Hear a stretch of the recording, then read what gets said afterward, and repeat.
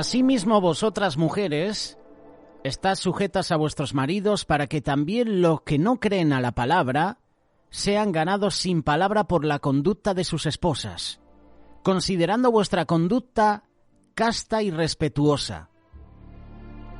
Vuestro atavío no sea el externo de peinados ostentosos, de adornos de oro, de vestidos lujosos, sino el interno, el del corazón, en el incorruptible ornato de un espíritu afable y apacible que es de grande estima delante de Dios. Porque así también se ataviaban en otro tiempo aquellas santas mujeres que esperaban en Dios, estando sujetas a sus maridos, como Sara obedecía a Abraham, llamándole Señor, de la cual vosotras habéis venido a ser hijas si hacéis el bien sin temer ninguna amenaza. Vosotros, maridos, igualmente, vivid con ellas sabiamente, dando honor a la mujer como a vaso más frágil y como a coherederas de la gracia de la vida, para que vuestras oraciones no tengan estorbo. Esto es lo que dice el apóstol Pedro en su capítulo 3 de su primera carta. Bienvenidos a esta clase de estudio bíblico. Hoy hablaremos sobre los deberes conyugales. En nuestra cultura estamos viviendo una situación bastante rara. Tenemos más información que nunca acerca del sexo y del matrimonio. Sin embargo, tenemos más problemas matrimoniales y divorcios que nunca. Obviamente algo anda mal. No es suficiente decir que estos hogares necesitan a Dios, porque incluso muchos matrimonios cristianos hoy en día se están desmoronando. El hecho de que un hombre y una mujer sean salvos no es garantía de que su matrimonio va a triunfar. El matrimonio es algo en el cual tenemos que invertir tiempo y también esfuerzo.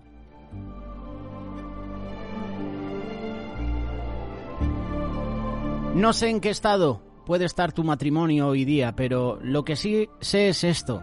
Si tú sigues el diseño de Dios, tu matrimonio se puede convertir en lo que tú siempre has soñado. Un matrimonio según el diseño de Dios, no un matrimonio como el diseño que ofrece el mundo. No un matrimonio como ofrecen los diferentes gobiernos, que por cierto, la mayoría de los gobiernos últimamente están en el punto de mira, nuevas leyes cada día. ¿Cuál es el secreto? ¿Cómo puedes edificar tu matrimonio para que éste resista las tormentas de la vida? ¿Cómo puedes tener un matrimonio sólido que dure para toda la vida? La respuesta es muy sencilla. Edifica tu matrimonio de acuerdo a los planos que Dios nos da en su palabra. Dios nos ha dado principios necesarios para edificar un matrimonio que pueda resistir en el paso del tiempo. Principios que pueden producir un matrimonio que no solo va a sobrevivir, sino que va a florecer. En nuestro mundo actual hay muchos motivos por los cuales los matrimonios luchan, están en batalla. Uno de ellos es la confusión que existe acerca del rol de los esposos y de las esposas. De esto nos han hablado nuestros compañeros en el programa Familia en la Mira, que lo puedes encontrar en este canal de YouTube de Radio Solidaria. Buscas en la lista de reproducción Familia en la Mira y uno de los programas es el rol del hombre y la mujer en el matrimonio.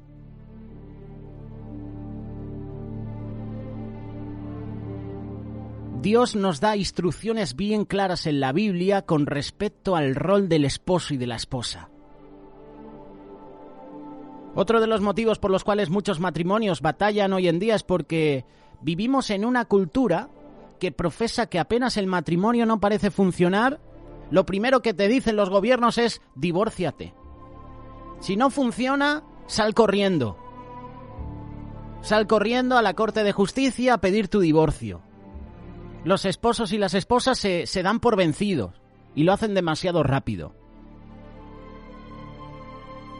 Muchas veces nos olvidamos de quién inventó el matrimonio.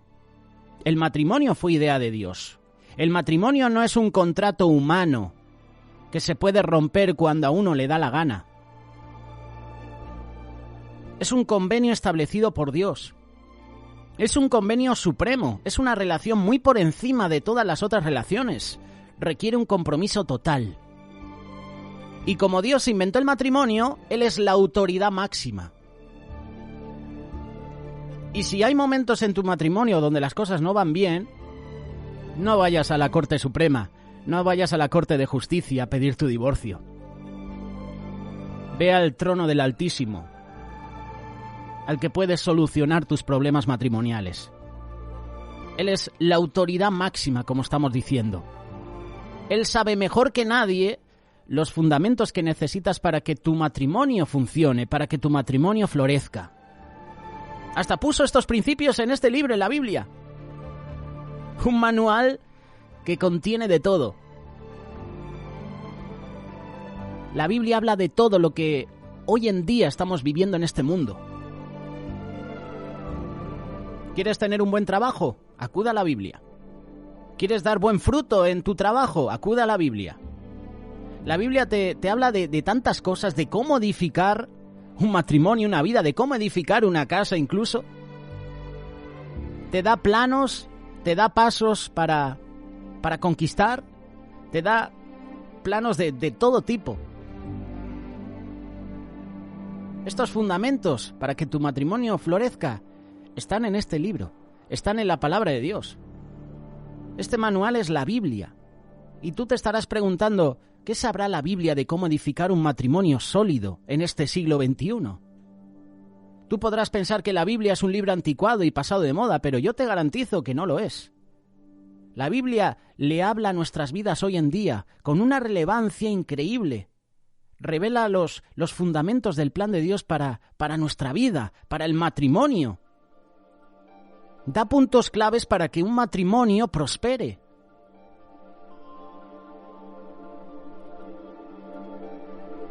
El primer compromiso es comprometerse con Dios. Eso en primer lugar. Primera de Pedro, capítulo 3, versículos del 1 al 6, te lo hemos leído hace unos minutos. Habla sobre el compromiso de la esposa. Y no sé si recordáis hace años, año 1981 creo, cuando vimos al príncipe Carlos y a Lady Di. ¿Recordáis este matrimonio? Se casaron por todo lo alto en la Catedral de San Pablo en Londres. Fue una boda de cuento de hadas, 3.500 invitados, una audiencia estimada de 750 millones de personas alrededor del mundo viendo esa ceremonia. Fue una boda espectacular, bellísima, inolvidable. Pero ¿cuánto duró su matrimonio?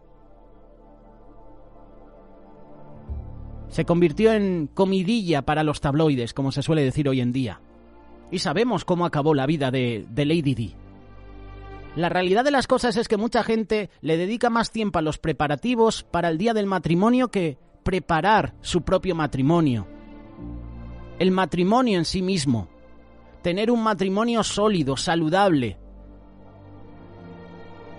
Un matrimonio saludable hay que trabajarlo todos los días. Y así lo dice Pedro. Lo vamos a leer. Asimismo, esposas, sométanse a sus esposos, de modo que si alguno de ellos no cree en la palabra, puedan ser ganados más por el comportamiento de ustedes que por sus palabras, al observar su conducta íntegra y respetuosa. Que la belleza de ustedes no dependa de lo externo, es decir, de peinados ostentosos, adornos de oro, vestidos lujosos, sino de lo interno, del corazón, de la belleza incorruptible de un espíritu cariñoso, sereno. Esta belleza es la valorada por Dios, porque así era la belleza de aquellas santas mujeres que en los tiempos antiguos esperaban en Dios y mostraban respeto por sus esposos. Hemos leído el ejemplo de Sara, que obedecía a Abraham y lo llamaba Señor, y ustedes son sus hijas, si hacen el bien y viven libres de temor. Pero cuidado hoy en día, sobre todo con el Ministerio de Igualdad, por ejemplo el que tenemos aquí en España. Cuidado, sobre todo en esta parte, esposas, sométanse a sus esposos, cuidado, que el tema de la sumisión no es nuestro tema favorito, y más aquí en España, y más con un Ministerio de Igualdad que lo que hace no es igualdad, destruye al hombre hasta humillarlo. ¿Dónde está la igualdad?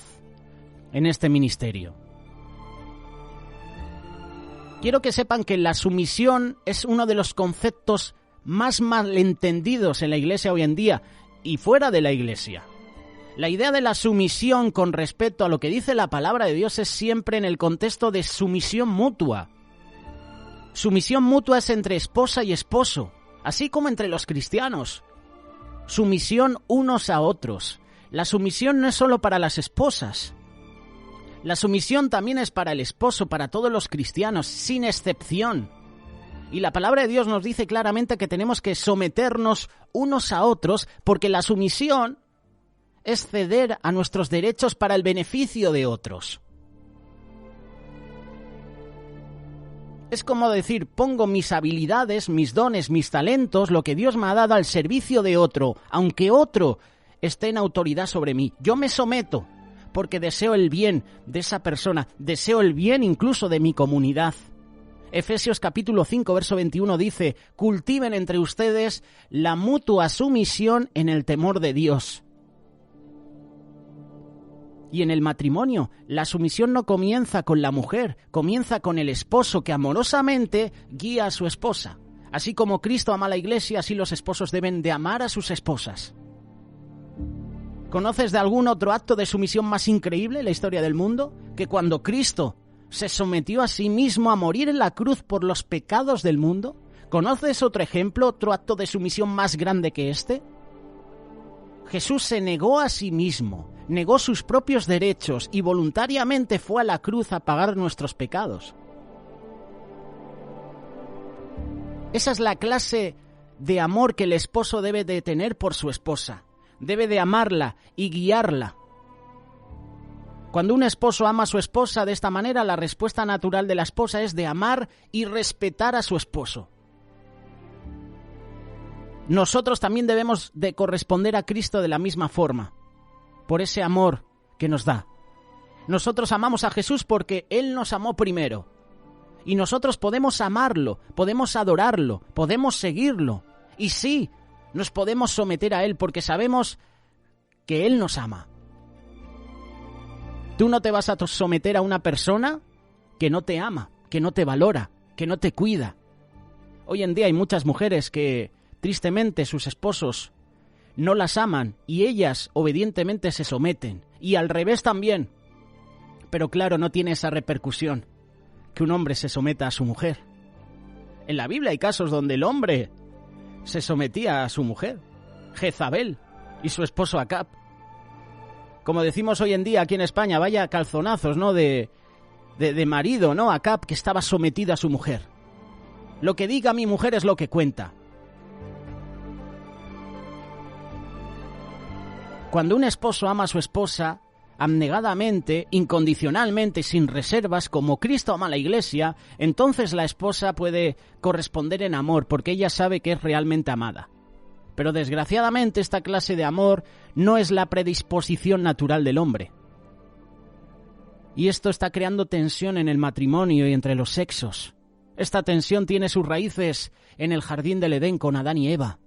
Por causa de su rebelión pecadora, ellos decidieron hacer las cosas a su manera, en vez de hacerlas a las maneras de Dios. Y como resultado, la maldición del pecado cayó sobre toda la humanidad. Y bueno, ya sabemos la historia, ¿no? Cómo Adán echa la culpa a Eva y a Dios. La esposa que tú me diste. O sea, echa la culpa en primer lugar a Dios, la esposa que tú me diste, porque fue Dios el que le dio a Eva. Y después le está echando la culpa a Eva. Cuando Dios le explicó a Adán y a Eva acerca de las consecuencias de su pecado, tuvo una palabra en particular para la mujer. Eva, ahora las cosas van a ser bien diferentes para ti y para Adán. Génesis capítulo 3, verso 16. Tu deseo te llevará a tu marido y él te dominará. La palabra deseo es una palabra hebrea que significa dominar o controlar.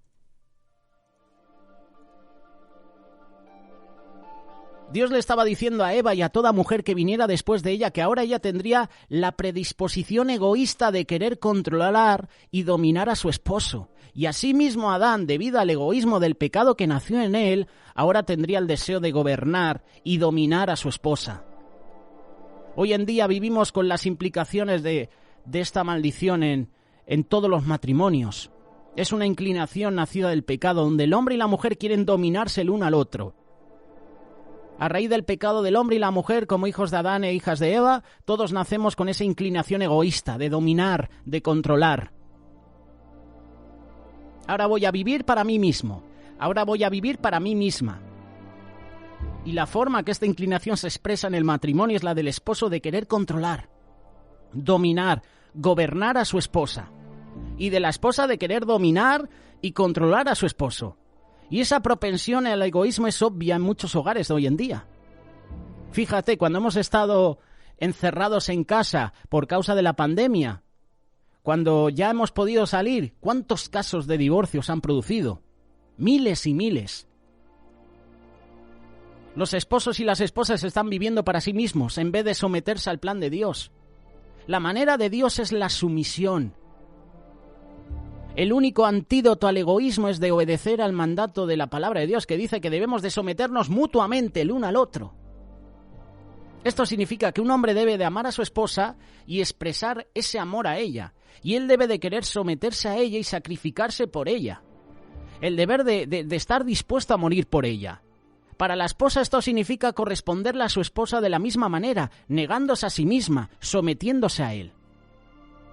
Debemos morir a diario a nosotros mismos, a nuestros propios deseos egoístas. Si queremos, por ejemplo, que nuestros matrimonios florezcan, si queremos que en nuestra iglesia haya bendición, si queremos que nuestro ministerio crezca, nuestro deseo egoísta siempre querrá controlarnos. Y es bien importante notar que la Biblia nos enseña que las mujeres se deben de someter a los hombres en la sociedad en general. El concepto de la sumisión es siempre en el contexto de la familia. Y en la Biblia vemos que las mujeres fueron jueces, gobernantes, profetas, líderes empresariales. Lo hemos visto, hace poco hemos hablado de Débora, juez de Israel, porque no había un hombre que fuera juez sobre Israel. Y Dios levantó a una mujer. No hay ningún fundamento bíblico que diga que de alguna forma el hombre es superior a la mujer. Así que el problema de la sumisión no tiene nada que ver con superioridad o inferioridad. Tiene que ver todo con el rol y la responsabilidad del esposo y la esposa en su relación matrimonial. La sumisión no sugiere que la mujer se vuelva un felpudo, por ejemplo, ni tampoco sugiere que ella debe ser dominada, controlada por su esposa. Más bien es algo que Dios requiere de ambos, del esposo y de la esposa. Así como nosotros amamos y nos entregamos a Cristo en sumisión, asimismo debemos de someternos el uno al otro. Ahora bien, ¿qué es lo que el esposo necesita de su esposa? Si la sumisión es algo que Dios requiere de ambos, ¿qué puede hacer la esposa para satisfacer las necesidades de su esposo? Un esposo necesita que su esposa le respete, le considere, le honre, que lo prefiera, que note su presencia, que lo estime, que crea en él.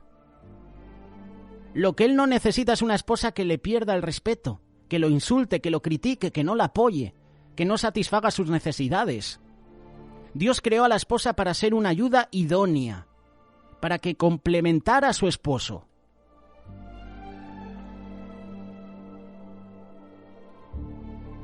Los hombres necesitan a alguien que crea en ellos, que los aliente, y qué mejor que su ayuda idónea, que su esposa. Y esto también es al revés. ¿Son las mujeres inferiores a los hombres? No. Mucha gente cree que la sumisión es una admisión de inferioridad. Las mujeres no son inferiores a los hombres. Cuando la Biblia habla acerca de la sumisión, no habla de inferioridad. Esto lo hemos leído hace unos meses atrás. Primera carta de Corintios, capítulo 11, verso 3. Pablo nos ayuda aquí a entender esta verdad. Pero quiero que sepan que Cristo es la cabeza de todo hombre, y que el hombre es la cabeza de la mujer, y que Dios es la cabeza de Cristo. ¿La cabeza de Cristo es Dios? Yo pensé que la Biblia enseña que Jesús es Dios, que es igual a Dios. ¿No dijo Jesús, yo y el Padre somos uno? ¿Quién me ha visto a mí ha visto al Padre? ¿Cómo que la cabeza de Cristo es Dios? ¿Cómo puede ser Dios la cabeza de Cristo? Aquí no está hablando de que Dios es superior a Jesús, Dios Padre es superior a Dios Hijo, o que Dios Hijo es inferior a Dios Padre. Más bien, Pablo dice que Dios Hijo se humilló a sí mismo en su humanidad y se sometió su voluntad a la voluntad y al plan del Padre. Jesús es completamente y totalmente igual a Dios. No es cuestión de inferioridad, sino de ponerse bajo el liderazgo del Padre. Así que cuando se dice que el hombre es la cabeza de la mujer, como Dios es la cabeza de Cristo, esto no implica o sugiere que la mujer es inferior al hombre o que el hombre es superior a la mujer, no. Está indicando que la relación dentro del rol y el contexto de un matrimonio cristiano es que la esposa se someta al liderazgo y a la guía de su esposo. Así que si te vas a someter a tu esposo como Dios manda, comienza con una actitud adecuada. No es una actitud que dice me voy a someter a este hombre aunque me muera, no. Más bien teniendo un espíritu alegre, como nos compartían hace unos días nuestras invitadas en tus manos, mujer.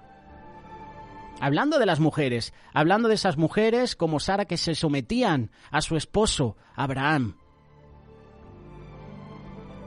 Yo amo a Dios, yo amo a mi esposo, amo a mi familia y voy a vivir mi vida a la manera de Dios y no a la mía. Esposas, sométanse a sus esposos, de modo que si alguno de ellos no creen en la palabra, puedan ser ganados más por el comportamiento de ustedes que por sus palabras, con el testimonio, con el ejemplo, con el día a día. Y este es un pasaje crítico, y más si nos está escuchando alguna política de igualdad. La sumisión comienza con una disposición de compromiso, aun cuando el matrimonio no sea ideal. Pedro no autoriza a la mujer a que deje a su esposo por no ser creyente o por no ser un cristiano sólido, ni tampoco le da permiso para sermonearlo. Más bien ella debe de amar a su esposo, viviendo una vida devota, una vida amorosa, para poder atraerlo a Cristo, como nos compartía el pastor de la Iglesia Cuerpo de Cristo, Miguel Díez. 8 años. Él da testimonio de que su esposa estuvo orando por él 8 años y se entregó a Cristo. Si tu esposo no es creyente, no trates de agobiarlo a que entre al reino de Dios, poniendo folletitos del Evangelio en su maletín o dedicándole cada día un versículo.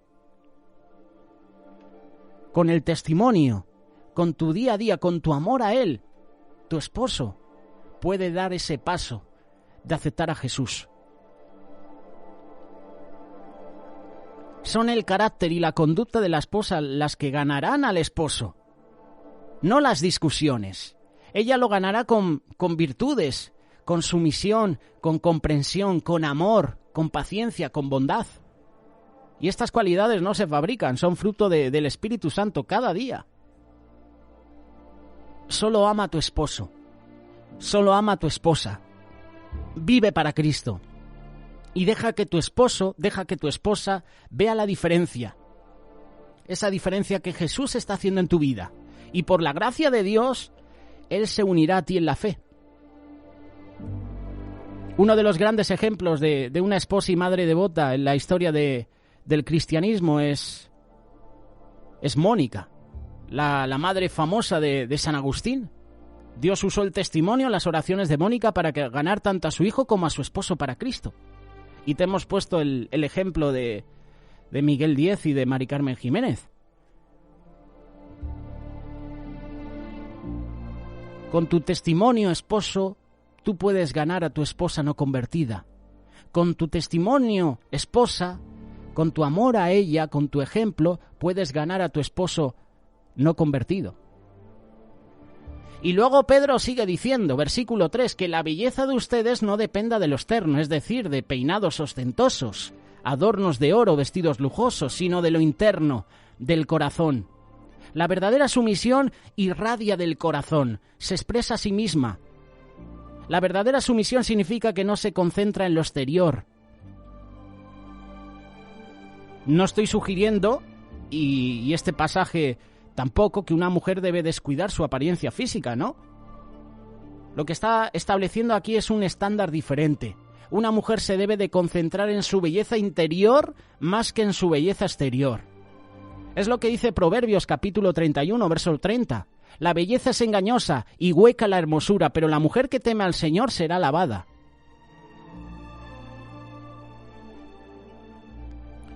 Las consultoras de belleza últimamente están poniendo carteles. De hecho, tú te metes en las redes sociales y a lo mejor te salta un cartel de moda, de estética. Dice que no importa.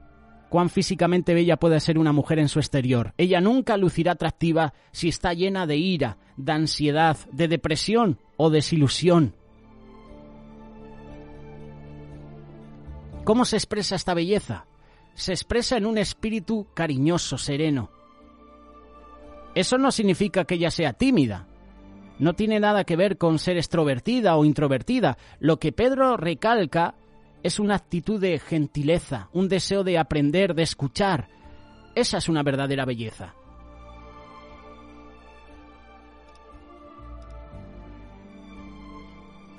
El versículo 5 y el versículo 6 hablan de la belleza de aquellas santas mujeres que en los tiempos antiguos esperaban en Dios. Y pone el ejemplo de Sara, que obedecía a Abraham y lo llamaba Señor. No nos olvidemos de la vida dura que Sara tuvo que soportar como esposa de Abraham. Piensa acerca de las cosas que Sara tuvo que vivir con una perspectiva bien limitada. Su esposo decía que había tenido visiones de Dios, instruyéndolo a que se mudara a una tierra desconocida, cuando ya estaban mayores. Su esposo convenció a Sara a que fingiera que era su hermana mientras estuvieran en Egipto, donde el faraón tomó a Sara temporalmente como su esposa. Sara siguió el liderazgo de su esposo cuando Abraham le dio a su sobrino Lot la mejor tierra de pastar. Por segunda vez Abraham trató de hacer pasar a Sara como su hermana, y esta vez atrayendo la atención de Abimelec, el rey de Gerar, que quería a Sara como esposa. Sara soportó el casi sacrificio de su único hijo, Isaac, en manos de Abraham, quien decía que Dios le había dado instrucciones de ofrecer a su hijo. Desde la perspectiva de Sara, Abraham parecía impredecible, engañoso, necio, loco, irresponsable. Y en algunos casos la evaluación que Sara hace de su esposo podría haber sido bastante exacta. Sin embargo, Pedro nos dice que Sara obedeció a Abraham. Le llamó Señor, no porque su matrimonio era seguro y perfecto, sino más bien porque su matrimonio era inseguro e imperfecto. Pero era un matrimonio como Dios mandaba.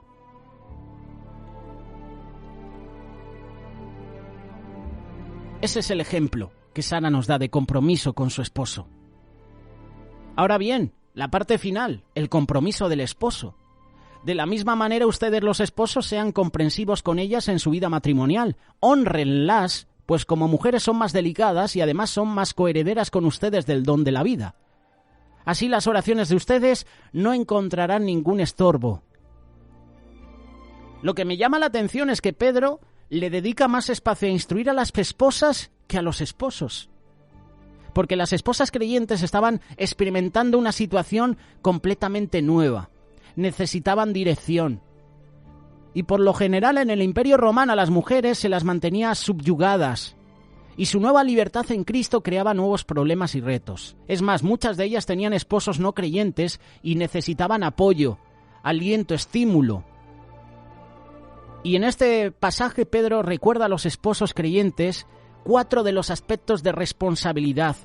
Responsabilidad física, intelectual, emocional, espiritual, que es la más importante. La responsabilidad física, está hablando en su vida matrimonial, implica mucho más que vivir en la misma casa y tener la misma dirección. El matrimonio es fundamentalmente una relación física. Efesios capítulo 5, verso 31 dice: por eso el hombre dejará a su padre y a su madre y se unirá a su mujer y los dos serán un solo ser. Las parejas creyentes disfrutan de una relación espiritual mucho más profunda, pero las dos cosas van juntas. El esposo verdaderamente espiritual cumplirá con sus deberes matrimoniales y amará a su esposa. El esposo debe dedicarle tiempo a su esposa. Y un estudio reciente revela que por lo general el esposo y la esposa tienen apenas 37 minutos a la semana de comunicación real entre sí. Puede ser por el trabajo o puede ser porque se evitan entre ellos. No lo sabemos. Y entonces no es ninguna sorpresa que los matrimonios se desmoronen después de que los hijos crecen y se van de la casa. El esposo y la esposa se quedan solos y se dan cuenta que cada cual está viviendo con un extraño. Y este versículo también sugiere que el esposo debe de proveer para las necesidades físicas y materiales del hogar. Luego habla de la responsabilidad intelectual, ser comprensivos con ellas. La ignorancia es peligrosa en cualquier aspecto de la vida, pero es especialmente peligrosa en el matrimonio, cuando el hombre ignora a su esposa. El esposo creyente necesita conocer los cambios de humor de su esposa, sus sentimientos, sus necesidades. sus temores, sus esperanzas. Necesita escuchar con el corazón. Debe haber en el hogar una atmósfera tan protectora de amor y sumisión que los esposos pueden hablar y discutir y aún así ser felices en su matrimonio. ¿Cómo puede el esposo mostrar consideración a su esposa si no entiende las necesidades o los problemas de ella? El esposo tiene que ser comprensivo con la esposa. Habla de la responsabilidad emocional. Hónrenlas. Ser caballeros con ellas. Cuídenlas. La esposa es más delicada, mental, moral, espiritualmente, físicamente. Y por último, la responsabilidad espiritual. Así las oraciones de ustedes no encontrarán ningún estorbo. Yo puedo entender, a lo mejor me equivoco. Pedro daba por hecho que los esposos orarían juntos. Muchas veces ese no es el caso, y esa es la razón de tantos fracasos, que ya no hay oración en el matrimonio, que a Dios se le ha relegado, que Dios ya no está en el matrimonio, que Dios ya no está en el hogar. Qué importante que Dios esté en nuestra familia, que Dios esté en nuestro matrimonio. Hay una frase muy conocida que dice: Dios, tú y yo. Dios en el centro de nuestra vida, Dios en el centro de nuestro matrimonio. Si Dios está en el centro de tu hogar, si Dios está en el centro de tu matrimonio, yo te digo que vas a tener un matrimonio de éxito. Pero si relegas a Dios, cuidado, ese matrimonio puede estar abocado al fracaso. Por eso Pedro hoy nos da una lección. Que el esposo honre a la esposa, que la cuide, que la valore, que la ame, que la proteja. Que la mujer haga lo propio también. Se someta al esposo. Pero que se someta porque el esposo es el líder y tiene la función de liderar el hogar, pero siempre con Cristo a la cabeza. Entonces, ese matrimonio, te digo yo, será un éxito.